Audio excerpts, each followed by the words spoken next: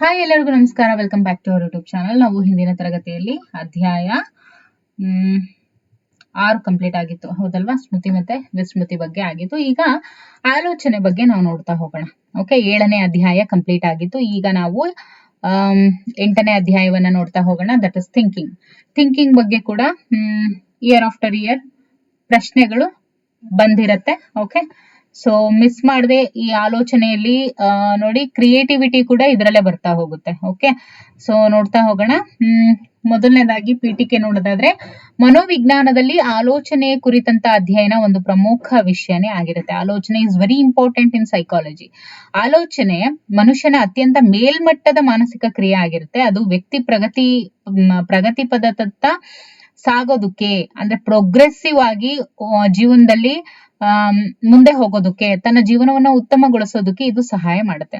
ಮನುಷ್ಯ ನಿರಂತರವಾಗಿ ಆಲೋಚಿಸ್ತಾನೇ ಇರ್ತಾನೆ. ಮನುಷ್ಯ ಸುಮ್ನೆ ಕುತ್ಕೊಂಡಿದ್ರು ಏನಾದ್ರೂ ಆಲೋಚನೆಯಲ್ಲಿ ಇದ್ದೇ ಇರ್ತಾನೆ, ಹೌದಲ್ವಾ? ತಾನು ಮಾಡುವ ಪ್ರತಿಯೊಂದು ಚಟುವಟಿಕೆಯು ಆಲೋಚನೆಯ ಪ್ರಭಾವಕ್ಕೆ ಒಳಗಾಗಿರುತ್ತೆ. ಮನೋವಿಜ್ಞಾನಿಗಳ ಪ್ರಕಾರ ನಮ್ಮ ಆಲೋಚನೆಗಳು ಉಪಯುಕ್ತವೂ ಜೊತೆಗೆ ಅನುಪಯುಕ್ತವೂ ಆಗಿರ್ತವೆ. ಓಕೆ, ಮನುಷ್ಯನ ಸಾಮಾನ್ಯ ಹಾಗೂ ಅಪಸಾಮಾನ್ಯ ವರ್ತನೆಗಳಿಗೆ ಆತನ ಆಲೋಚನೆಗಳೇ ಕಾರಣ ಅಂತ ಹೇಳ್ಬೋದು. ಕೆಲವು ಆಲೋಚನೆಗಳು ಆತನನ್ನ ಉತ್ತಮ ವ್ಯಕ್ತಿಯನ್ನಾಗಿ ಮಾಡಿದ್ರೆ, ಕೆಲವೊಂದು ಆಲೋಚನೆಗಳು ಆತನನ್ನ ಅಪರಾಧಿಯನ್ನಾಗಿ ಮಾಡ್ತವೆ. ನಮ್ಮ ಆಲೋಚನೆಗಳು ಉತ್ತಮವಾಗಿದ್ರೆ ನಮ್ಮ ಮನಸ್ಸು, ನಮ್ಮ ಕುಟುಂಬ ಹಾಗೂ ದೇಶದ ಅಭಿವೃದ್ಧಿ ಕೂಡ ಸಾಧ್ಯ ಆಗುತ್ತೆ. ಕೆಟ್ಟ ಆಲೋಚನೆಗಳು ನಮ್ಮನ್ನ ಮಾತ್ರ ಸುಡದೆ ನಮ್ಮ ದೇಶ ವಿನಾಶ ಆಗೋದಕ್ಕೂ ಕೂಡ ಕಾರಣ ಆಗುತ್ತೆ ಅಂತ ಹೇಳ್ಬೋದು. ಓಕೆ, ಸೊ ವೆರಿ ಫಸ್ಟ್ ಆಲೋಚನೆ ಅಂದ್ರೆ ಏನು? ಜನರು ಆಲೋಚನೆ ಎಂಬ ಪದವನ್ನ ವಿವಿಧ ಅರ್ಥಗಳಲ್ಲಿ ಬಳಸ್ತಾರೆ. ಆಲೋಚನೆ ಅಂದ್ರೆ ಪೂರ್ವಾನುಭವಗಳ ಪುನಸ್ಮರಣೆ, ಭವಿಷ್ಯದ ಕಲ್ಪನೆ, ಹಗಲುಗನಸು, ಅಭಿಪ್ರಾಯ ಅನ್ನುವಂಥ ಅರ್ಥಗಳಲ್ಲಿ ಜನ ಬಳಸ್ತಾ ಹೋಗ್ತಾರೆ. ಓಕೆ, ಕೆಲವೊಂದ್ಸತಿ ಏನಾಗುತ್ತೆ, ಸಮಸ್ಯೆಗಳ ಪರಿಹಾರ ಕ್ರಿಯೆಯನ್ನ ನಾವು ಆಲೋಚನೆ ಅಂತ ಕೂಡ ಹೇಳ್ತೀವಿ. ಸಾಮಾನ್ಯವಾಗಿ ಬಗೆಹರಿಯದ ಸಮಸ್ಯೆ ಎದುರಾದಾಗ ಅಥವಾ ಮಾಡುತ್ತಿರುವ ಕೆಲಸಕ್ಕೆ ಅಡ್ಡಿ ಉಂಟಾದಾಗ ಆಲೋಚನೆ ಕಾಣಿಸ್ಕೊಳ್ಳುತ್ತೆ. ಆದ್ರಿಂದ ಆಲೋಚನೆ ಕಾಣಿಸ್ಕೊಳ್ಬೇಕಾದ್ರೆ ಒಂದು ಅಡಚಣೆ ಅಥವಾ ಸಮಸ್ಯೆ ಇರಲೇಬೇಕು. ಈ ಅಡಚಣೆ ಅಥವಾ ಸಮಸ್ಯೆ ಭೌತಿಕವಾಗಿರ್ಬೋದು, ಅಥವಾ ಸಾಮಾಜಿಕವಾಗಿರ್ಬೋದು, ಅಥವಾ ಮಾನಸಿಕವಾಗಿನೇ ಇರ್ಬೋದು, ಅಥವಾ ಹೊರಗಿನಿಂದ ಕೂಡ ನಮ್ಗೆ ಸಮಸ್ಯೆ ಎದುರಾಗ್ಬೋದು. ಆಲೋಚನೆ ಅನ್ನುವಂಥದ್ದು ನಮ್ಮ ಸಂಜ್ಞಾನಾತ್ಮಕ ಪ್ರಕ್ರಿಯೆಗಳಾಗಿದ್ದು, ಯಾವುದೇ ವಿಚಾರಗಳಿಗೆ ಸಂಬಂಧಿಸಿದಂತೆ ಮಾನಸಿಕವಾಗಿ ಉಂಟಾಗುವಂತಹ ಮಾರ್ಪಾಡುಗಳನ್ನ ನಾವು ಆಲೋಚನೆ ಅಂತ ಹೇಳ್ತೀವಿ. ನಮ್ಮ ಪ್ರತಿಯೊಂದು ಆಲೋಚನೆಯು ಉದ್ದೇಶಪೂರ್ವಕವಾಗಿ ಇರುತ್ತೆ ಮತ್ತು ಗುರಿಯಾಭಿಮುಖವಾಗಿ ಇರುತ್ತೆ. ಅಲ್ಲದೆ ನಮ್ಮ ಆಲೋಚನೆ ನಿರ್ಣಯ ಕೈಗೊಳ್ಳುವುದಾಗಿರಬಹುದು ಅಥವಾ ಸೃಜನಾತ್ಮಕತೆಗೆ ಸಂಬಂಧಿಸಿರೋದಾಗಿರ್ಬೋದು. ವ್ಯಕ್ತಿಯ ಆಲೋಚನೆ ಆಂತರಿಕ ಪ್ರಕ್ರಿಯೆ ಆಗಿರೋದ್ರಿಂದ ಬಾಹ್ಯದಲ್ಲಿ ಅಂದ್ರೆ ಹೊರಗಡೆ ಗೋಚರ ಆಗೋಲ್ಲ, ಅದು ಒಳಗಡೆನೆ ಮುಂದುವರಿತಾ ಇರುತ್ತೆ. ಅದರ ವ್ಯಕ್ತ ರೂಪ ಅಂತ ಹೇಳಿದ್ರೆ ವಾಕ್ಸರಣಿ ಅಥವಾ ವರ್ತನೆ ಅಂತ ನಾವು ಹೇಳ್ತೀವಿ. ಓಕೆ, ಉದಾಹರಣೆ ನೋಡೋದಾದ್ರೆ, ಒಬ್ಬ ಚೆಸ್ ಆಟಗಾರ ಒಂದು ಪಾನನ್ನ ನಡೆಸುವ ಮೊದಲು ತುಂಬಾ ಯೋಚಿಸ್ತಾನೆ. ಆದ್ರೆ ಅವನು ಏನನ್ನ ಯೋಚಿಸ್ತಾ ಇದ್ದಾನೆ ಅನ್ನೋದು ಅವನ್ ಪಾನ್ ನಡೆಸಿದ್ಮೇಲೆನೆ ಗೊತ್ತಾಗ್ತಾ ಹೋಗುತ್ತೆ. ಸೊ ಇದಕ್ಕೆ ರಿಲೇಟೆಡ್ ಆಗಿ ನಾವು ಈಗ ಡೆಫಿನಿಷನ್ಸ್ ನ ನೋಡ್ತಾ ಹೋಗೋಣ. ಆಲೋಚನೆಯನ್ನ ಮನೋವಿಜ್ಞಾನಿಗಳು ತಮ್ಮದೇ ಆದ ರೀತಿಯಲ್ಲಿ ನಿರೂಪಿಸಿದ್ದಾರೆ. ಓಕೆ, ಕೆಲವು ನಿರೂಪಣೆಗಳನ್ನ ನಾವು ಒಂದಾದ್ಮೇಲೆ ಒಂದು ನೋಡೋದಾದ್ರೆ, ವಿಕ್ಟರ್, ರಾಬರ್ಟ್ ಎಸ್ ಫೆಲ್ಡ್ಮನ್, ಮತ್ತೆ ರಾಸ್ ಮತ್ತೆ ಗಿಲ್ಮರ್ ಇವರು ಕೊಟ್ಟಂತಹ ಡೆಫಿನಿಷನ್ಸ್ ನ ನೋಡ್ತಾ ಹೋಗೋಣ. ವಿಕ್ಟರ್ ಅವರ ಪ್ರಕಾರ ಆಲೋಚನೆ ಒಂದು ಸಂಕೀರ್ಣ ಸಂಜ್ಞಾನಾತ್ಮಕ ಕ್ರಿಯೆ ಆಗಿರುತ್ತೆ. ಇದು ವರ್ತನಾ ರೂಪ ಆಗಿರೋದ್ರಿಂದ ಉನ್ನತ ಜೀವಿಗಳಲ್ಲಿ ಕಾಣಿಸಿಕೊಳ್ಳುವ ಒಂದು ಮಾನಸಿಕ ಕ್ರಿಯೆ ಇದು ಆಗಿರುತ್ತೆ. ಇನ್ನು ರಾಬರ್ಟ್ ಎಸ್ ಫೆಲ್ಡ್ಮನ್ ರವರ ಪ್ರಕಾರ ಮಾಹಿತಿಗಳಿಗೆ ಅನುಸಾರವಾಗಿ ಆಗುವಂತ ಮಾನಸಿಕ ಬದಲಾವಣೆಯನ್ನ ನಾವು ಆಲೋಚನೆ ಅಂತ ಕರಿತೀವಿ ಅಂತ ಹೇಳ್ತಾರೆ. ಇನ್ನು ರಾಸ್ ಅವರು ಏನ್ ಹೇಳ್ತಾರೆ, ಆಲೋಚನೆ ಸಂಜ್ಞಾನಾತ್ಮಕ ವಿಷಯದ ಒಂದು ಬೌದ್ಧಿಕ ಪ್ರಕ್ರಿಯೆ ಅಂತ ಹೇಳಿ ರಾಸ್ ಅವರು ಹೇಳ್ತಾರೆ. ಇನ್ನು ಗಿಲ್ಮರ್ ಅವರು ಇದ್ರ ಬಗ್ಗೆ ಏನ್ ಹೇಳ್ತಾರೆ, ಆಲೋಚನೆಗಳು ಸಮಸ್ಯೆ ಪರಿಹಾರದ ಪ್ರಕ್ರಿಯೆಗಳಾಗಿದ್ದು ಸ್ಪಷ್ಟವಾದ ಕಲ್ಪನೆ ಮತ್ತು ಸಂಕೇತಗಳನ್ನ ಇದು ಒಳಗೊಂಡಿರುತ್ತೆ ಅಂತ ಹೇಳ್ತಾರೆ. ಹಾಗಾದ್ರೆ ಆಲೋಚನೆಗಳು ಯಾವ ರೀತಿ ಅದು ಉಂಟಾಗುತ್ತೆ, ಆಲೋಚನೆಗಳ ವಿನ್ಯಾಸ ಹೇಗಿರುತ್ತೆ ಅಂತ ನೋಡೋದಾದ್ರೆ, ನಮ್ಗೆ ಈಗಾಗಲೇ ತಿಳಿದಿರುವಂತೆ ನಮ್ಮ ಆಲೋಚನೆಯು ಜ್ಞಾನವನ್ನ ಅವಲಂಬಿಸಿದೆ. ಇಂತಹ ಜ್ಞಾನ ಮಾನಸಿಕ ಚಿತ್ರಗಳ ಅಥವಾ ಪದಗಳ ರೂಪದಲ್ಲಿ ಅದು ವ್ಯಕ್ತ ಆಗ್ತಾ ಹೋಗುತ್ತೆ. ಜನರು ಪದಗಳ ರೂಪದಲ್ಲಿ ಅಥವಾ ಮಾನಸಿಕ ಚಿತ್ರಗಳು ಅಥವಾ ಪ್ರತಿಮೆಗಳ ರೂಪದಲ್ಲಿ ಆಲೋಚಿಸ್ತಾರೆ. ಓಕೆ, ಆಲೋಚನೆಗಳು ಮಾನಸಿಕವಾಗಿ ನಡೆಯುವ ಮಾರ್ಪಾಡುಗಳು ಆಗಿದ್ದು ಯಾವುದೇ ವಿಷಯಕ್ಕೆ ಅಥವಾ ವಿಚಾರಗಳಿಗೆ ಸಂಬಂಧಿಸಿದಂತೆ ಅನೇಕ ಮೂಲಾಂಶಗಳು ನಮಗೆ ಕಾಣಿಸ್ಕೊಳ್ತಾ ಹೋಗ್ತವೆ. ಯಾವ ರೀತಿ ಅಂದ್ರೆ ಆಲೋಚನೆಯ ಮೂಲಾಂಶಗಳಾಗಿ ಸಂಕೇತಗಳು ಮತ್ತು ಚಿಹ್ನೆಗಳು ಕಾಣಿಸ್ಕೊಳ್ಳುವಂಥದ್ದು. ಇವುಗಳಿಗೆ ಸಂಬಂಧಿಸಿದಂತೆ ಸಂಕೇತಗಳು ಮತ್ತು ಚಿಹ್ನೆಗಳು, ಮಾನಸಿಕ ಬಿಂಬಗಳು ಅಥವಾ ಪ್ರತಿಮೆಗಳು, ಪರಿಕಲ್ಪನೆಗಳು ಇವೆಲ್ಲವೂ ಕೂಡ ಮುಖ್ಯ ಪಾತ್ರವನ್ನು ವಹಿಸ್ತವೆ. ಯಾವುದೇ ಒಂದು ವಸ್ತು ಅಥವಾ ವಿಚಾರ ಸಂಕೇತಗಳಿಂದ ಅಥವಾ ಚಿಹ್ನೆಗಳಿಂದಾನೇ ನಿರ್ಧರಿಸಲ್ಪಡುವಂಥದ್ದು, ಹೌದಲ್ವಾ? ಈಗ ಫಾರ್ ಎಕ್ಸಾಂಪಲ್ ಇದಕ್ಕೆ ರಿಲೇಟೆಡ್ ಆಗಿ ನೋಡೋದಾದ್ರೆ, ಈಗ ಟ್ರಾಫಿಕ್ ಸಿಗ್ನಲ್ ದೀಪಗಳು, ರೈಲ್ವೆ ಸಂಕೇತಗಳು, ಶಾಲೆಯ ಗಂಟೆ, ಇನ್ನು ಅನೇಕ ಮೂಲಾಂಶಗಳು ನಮ್ಮ ಆಲೋಚನೆಯಲ್ಲಿ ಕಾಣಿಸ್ಕೊಳ್ತವೆ. ವ್ಯಕ್ತಿ ಇವುಗಳನ್ನ ನೋಡಿದ ತಕ್ಷಣ ಆ ಚಿಹ್ನೆ ಅಥವಾ ಸಂಕೇತಗಳ ಅರ್ಥ ಅವನ ಮನಸ್ಸಿನಲ್ಲಿ ಏನಾಗುತ್ತೆ, ಕಾಣಿಸ್ಕೊಳ್ಳುತ್ತೆ. ಈಗ ಬೆಲ್ ಬಂತು, ಬೆಲ್ ಹೊಡಿತು ಅಂತ ಕೂಡ್ಲೆ ಎಸ್ ಶಾಲೆ ಬಿಡ್ತು ಅಂತ, ಹೌದಲ್ವಾ? ಸೊ ಟ್ರಾಫಿಕ್ ಸಿಗ್ನಲ್ಗೆ ಸಂಬಂಧಿಸಿದಂತೆ ಹಸಿರು ದೀಪ ಬಂದ್ರೆ ಏನ್ ಮಾಡ್ತಾರೆ, ಎಸ್ ರೆಡಿ ಟು ಮೂವ್ ಅಂತ ಹೇಳಿ, ಚಲಿಸು ಅಂತ ಹೇಳಿ ಅರ್ಥ. ಇನ್ನು ಕೆಂಪು ದೀಪ ಬಂದ್ರೆ ಏನ್ ಮಾಡ್ತಾರೆ, ಸ್ಟಾಪ್ ಅಂತ. ಹಳದಿ ದೀಪ ಬಂದಾಗ ಚಲಿಸಲು ಸಿದ್ಧನಾಗು ಅನ್ನುವಂತ ಅರ್ಥ ನೀಡುತ್ತೆ. ಸೊ ಇದು ನಾವು ನೋಡುವಂತ ಸಂಕೇತಗಳಿಗೆ ನಮ್ಮ ಮನಸ್ಸಿನಲ್ಲೇ ಹುಟ್ಟುಕೊಳ್ಳುವಂತ ಅರ್ಥ ವಿವರಣೆ ಇದಾಗಿರುತ್ತೆ. ಹೀಗೆ ಸಂಕೇತಗಳು ಮತ್ತು ಚಿಹ್ನೆಗಳು ಮಾನಸಿಕ ಬಿಂಬಗಳು ಆಗಿರ್ತವೆ. ಭಾಷೆ, ಕಲ್ಪನೆ, ಪರಿಕಲ್ಪನೆಗಳು ನಮ್ಮ ಆಲೋಚನೆಯ ಮೂಲಾಂಶಗಳು ಅಥವಾ ತಳಹದಿ ಇದು ಆಗಿರುತ್ತೆ. ಸೊ ಹಾಗಾದ್ರೆ ನಾವು ಮಾನಸಿಕ ಬಿಂಬಗಳು ಉಂಟಾಗುತ್ತೆ ಅಂತ ನಾವು ಇವಾಗ ಥಿಂಕಿಂಗ್ ಅಲ್ಲಿ ನೋಡಿದ್ವಿ ಅಲ್ವಾ, ಆ ಒಂದು ವಿನ್ಯಾಸದಲ್ಲಿ. ಈಗ ಮಾನಸಿಕ ಬಿಂಬಗಳು ಅಂದ್ರೆ ಏನು?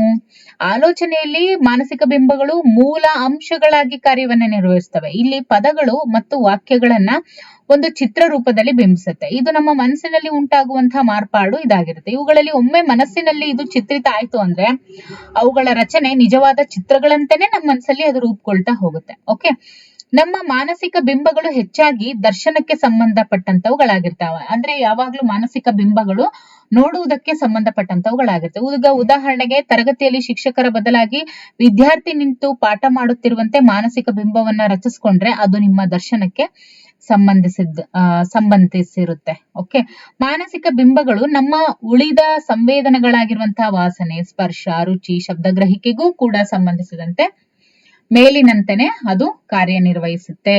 ಓಕೆ, ಈಗ ಕಾನ್ಸೆಪ್ಟ್ ಅಂದ್ರೇನು? ಪರಿಕಲ್ಪನೆ. ಓಕೆ, ಆಲೋಚನೆಯಲ್ಲಿ ಬಳಸಿಕೊಳ್ಳುವಂತಹ ಪರಿಕಲ್ಪನೆಗಳು ಏನಿರ್ತವೆ ಇವು ಅರ್ಥಪೂರ್ಣವಾದಂತ ಶಾಬ್ದಿಕ ಸಂಕೇತಗಳು ಅಂತ ಹೇಳ್ತೀವಿ. ಸೊ ಕಾನ್ಸೆಪ್ಟ್ ಅಂತ ಬಂದಾಗ ನಾವು ಶಾಬ್ದಿಕ ಸಂಕೇತಗಳನ್ನ ಬಳಸ್ತಾ ಹೋಗ್ತೀವಿ. ಈ ಪರಿಕಲ್ಪನೆಗಳು ಅಂತ ಬಂದಾಗ ನೋಡಿ, ವಸ್ತುಗಳನ್ನ, ವಿಷಯಗಳನ್ನ, ಮೌಲ್ಯಗಳನ್ನ ಇವು ಪ್ರತಿನಿಧಿಸುತ್ತೆ. ಈ ಕಾನ್ಸೆಪ್ಟ್ ಏನಿದೆಯಲ್ಲ ಇದು ಯಾವುದನ್ನ ಪ್ರತಿನಿಧಿಸುತ್ತೆ? ವಸ್ತುಗಳು, ವಿಷಯಗಳು ಮತ್ತು ಮೌಲ್ಯಗಳನ್ನ ಪ್ರತಿನಿಧಿಸುತ್ತೆ. ಪ್ರತಿಯೊಂದು ಕಲ್ಪನೆಗೂ ಕೂಡ ಒಂದು ವಿಶೇಷ ಅರ್ಥ ಇರುತ್ತೆ. ಪರಿಕಲ್ಪನೆಗಳು ಭಾಷೆಯಲ್ಲಿ ಬಳಸುವ ಪದಗಳು ಆಗಿರ್ತವೆ. ಈಗ ನೋಡಿ, ಮರ, ಮನುಷ್ಯ, ಸತ್ಯಸಂಧ, ಸೌಂದರ್ಯ ಇವೆಲ್ಲವೂ ಕೂಡ ಭಾಷೆಯಲ್ಲಿ ಬಳಸ್ತಕ್ಕಂಥ ಪದಗಳು. ಈ ಪರಿಕಲ್ಪನೆಗಳು ನಮ್ಮ ನಂಬಿಕೆ, ಮನೋಭಾವ, ಅರಿವು ಮುಂತಾದವುಗಳನ್ನ ಇವು ಅವಲಂಬಿಸಿರ್ತವೆ. ಯಾವುದೇ ವಸ್ತುಗಳನ್ನ ನೋಡಿದ ತಕ್ಷಣ ಅವುಗಳ ಗುಣಲಕ್ಷಣಗಳ ಮೇಲೆ ಆಧಾರದ ಮೇಲೆನೆ ನಾವು ಏನ್ ಮಾಡ್ತೀವಿ, ಡಿವೈಡ್ ಮಾಡ್ತೀವಿ, ವಿಂಗಡಿಸ್ತೀವಿ. ಈ ವಿಂಗಡಿಸುವಿಕೆಗೆ ನಮ್ಮ ಪೂರ್ವಾನುಭವವನ್ನ ಅವಲಂಬಿಸಿರ್ತೀವಿ ಅನ್ನೋದನ್ನ ನಮ್ಗೆ ಗೊತ್ತಿರ್ಬೇಕು. ಉದಾಹರಣೆಗೆ ದ್ರಾಕ್ಷಿ ಅಥವಾ ಸೇಬನ್ನ ನೋಡಿ ಅವು ಹಣ್ಣುಗಳು ಅಂತ ಹೇಳ್ತೀವಿ. ಓಕೆ, ಮೇಜು ಅಥವಾ ಕುರ್ಚಿಯನ್ನ ನೋಡಿದಾಗ ಅವು ಪೀಠೋಪಕರಣಗಳು ಅಂತ ನೋಡ್ತೀವಿ. ದಾರಿಯಲ್ಲಿ ಹೋಗ್ಬೇಕಾದ್ರೆ ಇರುವಂತಹ ಸಸ್ಯಗಳನ್ನ ಮರ ಇದ್ರೆ ಮರ ಅಂತ ಹೇಳ್ತೀವಿ, ಗಿಡ ಇದ್ರೆ ಗಿಡ ಅಂತ ಹೇಳ್ತೀವಿ. ನಾಯಿಯನ್ನ ನೋಡಿದಾಗ ಅದು ಪ್ರಾಣಿ ಅಂತ ಹೇಳ್ತೀವಿ. ಹೀಗೆ ನಾವು ನೋಡುವಂತಹ ಪ್ರತಿಯೊಂದು ವಸ್ತುವನ್ನ ಅವುಗಳ ಗುಂಪಿಗೆ ಸೇರಿಸುವ ಮಟ್ಟದಲ್ಲಿ ನಮ್ಮ ಪರಿಕಲ್ಪನೆಯ ಜ್ಞಾನ ಕಾರ್ಯವನ್ನ ನಿರ್ವಹಿಸುತ್ತೆ. ಕೆಲವೊಂದ್ಸತಿ ಏನಾಗುತ್ತೆ, ಕೆಲವು ವೇಳೆ ನಮಗೆ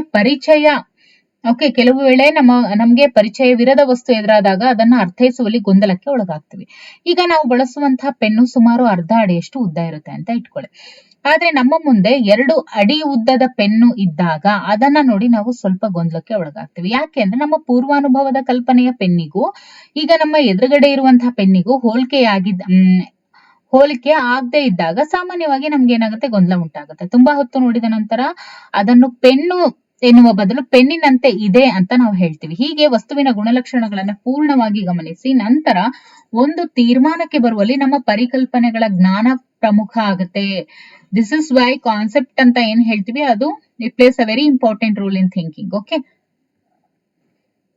ಈಗ ಪರಿಕಲ್ಪನೆಗಳನ್ನ ರೂಪಿಸಿಕೊಳ್ಳುವ ಅಗತ್ಯ ಯಾಕೆ, ಕಾನ್ಸೆಪ್ಟ್ ಅನ್ನೋದು ಯಾಕೆ ನಮಗೆ ಇಂಪಾರ್ಟೆಂಟ್ ಅಂತ ನಾವು ನೋಡಿದಾಗ ನಾವು ಕಾಣುವ ಅಥವಾ ನೋಡುವ ವಸ್ತುಗಳನ್ನ ಕೆಲವು ಗುಣಲಕ್ಷಣಗಳ ಆಧಾರದ ಮೇಲೆ ನಾವು ವಿಂಗಡಿಸ್ತೀವಿ, ಹೌದಲ್ವಾ? ಈ ರೀತಿಯ ವಿಂಗಡಿಸುವಿಕೆಯನ್ನ ಪರಿಕಲ್ಪನೆ ರೂಪಿಸಿಕೊಳ್ಳುವುದು ಅಂತ ಹೇಳ್ತಾರೆ. ಪರಿಕಲ್ಪನೆ ರೂಪಿಸುವಿಕೆಯು ನಮ್ಮ ಜ್ಞಾನವನ್ನ ಸಂಘಟಿತಗೊಳಿಸುವ ಮೂಲ ವಸ್ತುಗಳನ್ನ ಅಲ್ಪ ಕಾಲಾವಧಿಯಲ್ಲಿ ವಿಂಗಡಿಸೋದಕ್ಕೆ ಅದು ಸಹಾಯಕಾರಿ ಆಗುತ್ತೆ.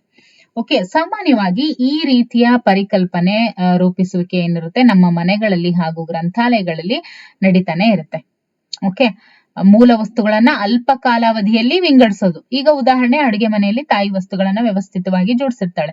ಈಗ ಊಟದ ತಟ್ಟೆಗಳು, ಲೋಟಗಳು, ಚಮಚಗಳು, ಬಟ್ಲುಗಳು, ಡಬ್ಬುಗಳು ಇವುಗಳನ್ನ ಪ್ರತ್ಯೇಕವಾಗಿ ವಿಂಗಡಿಸಿದ್ರೆ, ಅದೇ ರೀತಿ ಗ್ರಂಥಾಲಯದಲ್ಲೂ ಕೂಡ ವಿವಿಧ ವಿಷಯಗಳ ಮನೋವಿಜ್ಞಾನ, ಇತಿಹಾಸ ಒಂದ್ ಕಡೆ, ಕನ್ನಡ ಒಂದ್ ಕಡೆ, ಇಂಗ್ಲಿಷ್ ಒಂದ್ ಕಡೆ, ಸಮಾಜ ಶಾಸ್ತ್ರ ಒಂದ್ ಕಡೆ ಪುಸ್ತಕಗಳನ್ನ ಪ್ರತ್ಯೇಕವಾಗಿ ವಿಂಗಡಿಸಿ ಜೋಡಿಸಿರ್ತಾರೆ. ಹೀಗೆ ವ್ಯವಸ್ಥಿತವಾದ ವಿಂಗಡಣೆ ಏನಿರುತ್ತೆ ಅದು ನಮ್ಮ ಪರಿಕಲ್ಪನೆ ರೂಪುಗೊಳ್ಳುವಿಕೆಗೆ ಅಥವಾ ರೂಪುಗೊಳ್ಳುವಿಕೆಯ ಮೂಲಕ ನಡೆಯುತ್ತೆ. ಸೊ ಇಲ್ಲಿ ಪರಿಕಲ್ಪನೆ ರೂಪುಗೊಳ್ಳೋದು ಕೂಡ ಒಂದು ವ್ಯವಸ್ಥಿತವಾದ ವಿಂಗಡಣೆ ಮೂಲಕನೇ ಪರಿಕಲ್ಪನೆ ಕೂಡ ರೂಪುಗೊಳ್ತಾ ಹೋಗುತ್ತೆ. ಸೊ ಇದಿಷ್ಟು ಏನಾಗಿತ್ತು, ಥಿಂಕಿಂಗ್ ಬಗ್ಗೆ ಆಗಿತ್ತು. ಓಕೆ,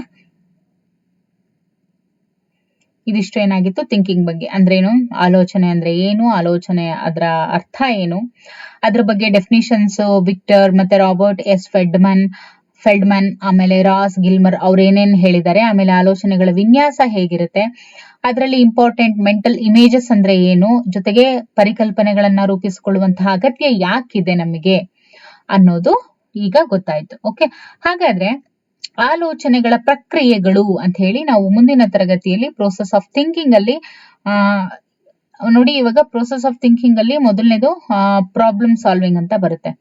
ಓಕೆ, ಹೀಗೆ ಪ್ರಾಬ್ಲಮ್ ಸಾಲ್ವಿಂಗ್ ಅಂದ್ರೇನು, ಸಮಸ್ಯೆ ಪರಿಹಾರ. ಅದಾದ ನಂತರ ಒಂದಾದ್ಮೇಲೆ ಒಂದೊಂದು ಬರ್ತಾ ಹೋಗುತ್ತೆ, ಅದನ್ನೆಲ್ಲ ನಾವು ನೋಡೋಣ. 4 or 5 ಪ್ರೋಸೆಸ್ ಬರುತ್ತೆ, ಅದನ್ನ ಡಿಟೇಲ್ ಆಗಿ ಒಂದಾದ್ಮೇಲೆ ಒಂದನ್ನ ಇಲ್ಲೂ ಕೂಡ ಕಲಿತಾ ಹೋಗೋಣ. ಪ್ರಾಬ್ಲಮ್ ಸಾಲ್ವಿಂಗ್ ಅಂತಾನೆ ನಿಮಗೆ ಟಾಪಿಕ್ ಇರೋದ್ರಿಂದ ನಮಗೆ, ಓಕೆ, ಅಂದ್ರೆ TET ನಲ್ಲೂ ಮತ್ತೆ GPT ಅಲ್ಲೂ ಕೂಡ ಇದು ಇರೋದ್ರಿಂದ ಪ್ರಾಬ್ಲಮ್ ಸಾಲ್ವಿಂಗ್ ಅನ್ನೇ ನಾವು ಸಪರೇಟ್ ವಿಡಿಯೋನಲ್ಲಿ ನೋಡ್ತಾ ಹೋಗೋಣ. ಓಕೆ, ಇದು ಬರುವಂತದ್ದು ಥಿಂಕಿಂಗ್ ಆಲೋಚನೆ ಅಂಡರ್ ಅಲ್ಲೇ ಬರುತ್ತೆ. Okay, so thank you for watching.